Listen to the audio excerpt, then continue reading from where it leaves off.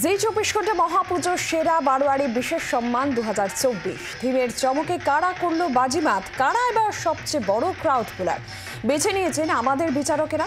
পুজো দেখুন জি 24 ঘন্টা। আর এই মুহূর্তে সরাসরি নজর রাখতে হচ্ছে দমদম পার্ক তরুণ সংঘের দিকে।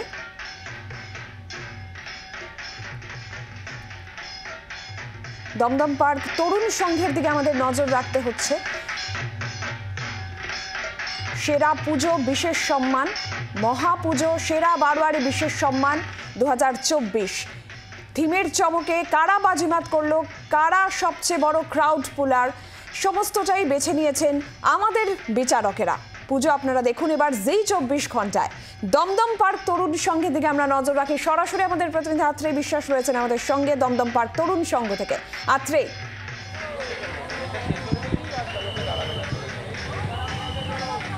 একবারে নীলাঞ্জনা, আমি জাস্ট একটু বলতে চাইছি যে তুমি হয়তো মিস করবে স্টুডিওতে বসে বসে, কারণ অসাধারণ একটা মুহূর্ত সেইখানে আমি পৌঁছে গিয়েছি।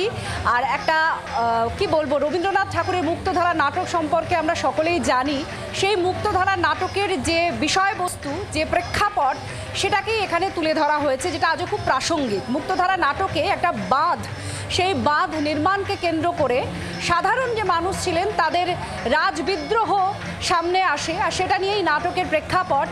সেই অংশই তুলে ধরা হয়েছে এখানে। কারণ নদী বাঁধ যার ধারাকে বারবার আটকায়, মুক্ত হতে দেয় না, তার জন্য প্রাকৃতিক যে বিপর্যয় নেমে আসে তারই বার্তা এখানে তুলে ধরেছে দমদম পার্ক তরুণ সংঘ।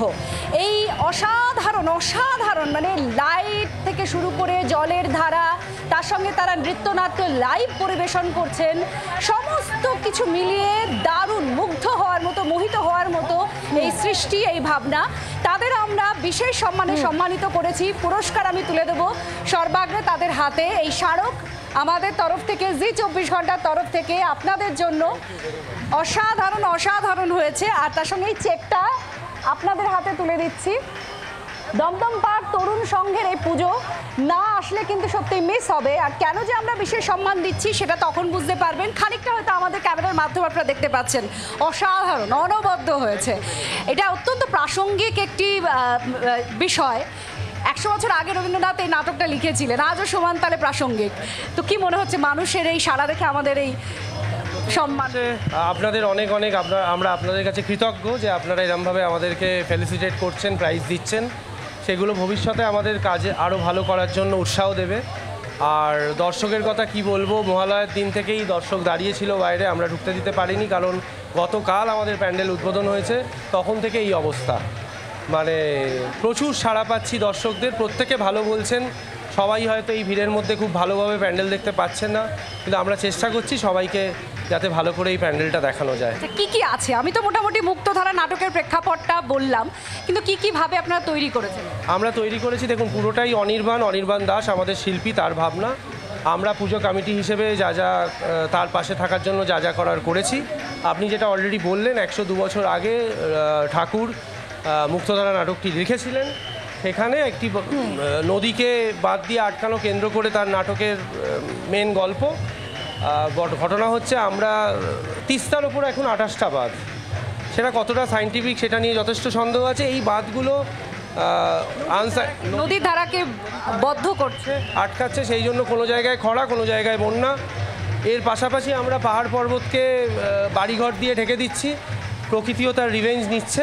তাই আমরা এই প্যান্ডেলের মাধ্যমে সবাইকে এটা জানাতে চাই যে নদীকে মুক্ত রাখতে হবে, পাহাড় পর্বতকে, প্রকৃতিকে আঘাত করলে চলবে না, তাহলে তারাও আমাদের তার প্রতিদান দিতে হবে, যেটা আমরা বিভিন্ন জায়গায় দিয়ে চলেছি।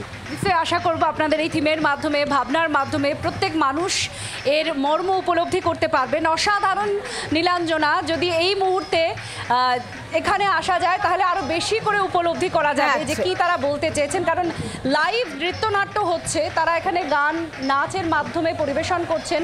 আর তার সঙ্গে এই অসাধারণ মূর্তি, যেখানে শিবের জটা দিয়ে জল বেরোচ্ছে, সেই মূর্তি, অর্থাৎ জলের গুরুত্ব, জল একদমই অসাধারণ ভাবনা, অসাধারণ উপস্থাপনা দমদম পার্ক তরুণ সংঘে। ধন্যবাদ আত্রেয়। বাংলার আওয়াজ, বাঙালির আবেগ, জি 24 ঘন্টা।